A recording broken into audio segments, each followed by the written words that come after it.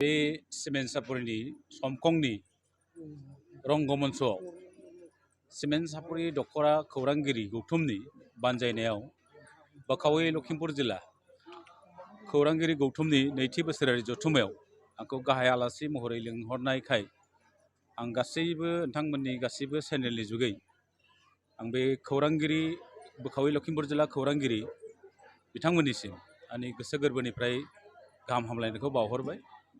जिहेतु portal news खौरांगिरि बे पर्टेल निउजआ दिनै खौरां ससियेल मिडियायाव जितु खौरां बुथुमनाय बे हाबाफारियाव दिनै गोदान मोनसे मात्रा सृष्टि खालामदों आरो बिनि दारै समाजखौ फोसाबनाय, समाजखौ गुस्लायहोनाय, समाजनि जिबिलाक जेंनाफोर बेफोरखौ मोनसे मेडिया हिसाबै सरकारनो फोरमायनाय बिनि दारै गोबां खामानि मावदों आरो बिसेसके आं बाख्नायनांगोन खौरांगिरिफोरखौ बिथांमोननि नाजानायावनो जेरैहाय खोब बिस गोनां ड्राग्सनि जितु प्रचलन बेयाव गोबां जादोंमोन दा बिथांमोना पुलिसजों हेफाजाब खालामनानै गोबां ड्राग्स पेडलारफोरखौ हमनायनि थाखाय आं गासैबो बे ओनसोलनि खौरांगिरि बिथांमोननिसिम आं गोसो गोरबोनिफ्राय गाहाम हामलायनायखौ बावदों आरो जिहेतु खौरांगिरिखौ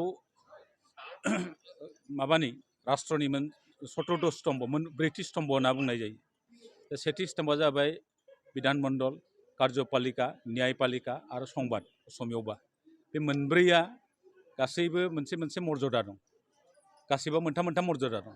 सामाजिक भाबै मोनसे मर्यादा मोनदों बिथांमोना आरो आयेननि भाबै मर्यादा मोनदों, किन्तु खौरांगिरि बिथांमोना दिनैसिमहालागै रांखान्थियारि जितु मर्यादा मोननो हायाखै। बेनि थाखायनो सरकारखौ मोनसे खावलायनाय आंनिफ्राय बिथांमोननि सोलिनायनि थाखाय बिथांमोननो मिनिमामबो साफ्रोमबो खौरांगिरिफोरनो माबा मोनसे होनांगौ होननानै आं खौसेथि बर' सुबुं आफादनि जानानै खावलायदों।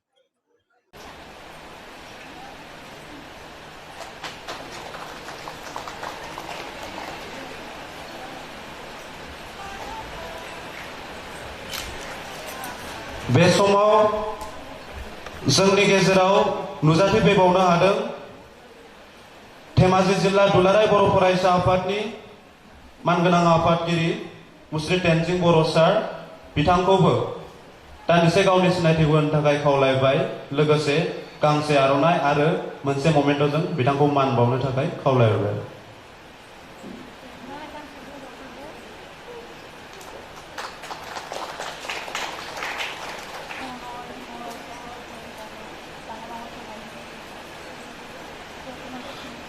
साबायखर थाबाय। बे समाव जोंनि गेजेराव नुजाथिफैबावनो हादों धेमाजि जिल्ला खौसेथि बर' सुबुं आफादनि मानगोनां आफादगिरि मुस्रि रातिराम बसुमतारी सार।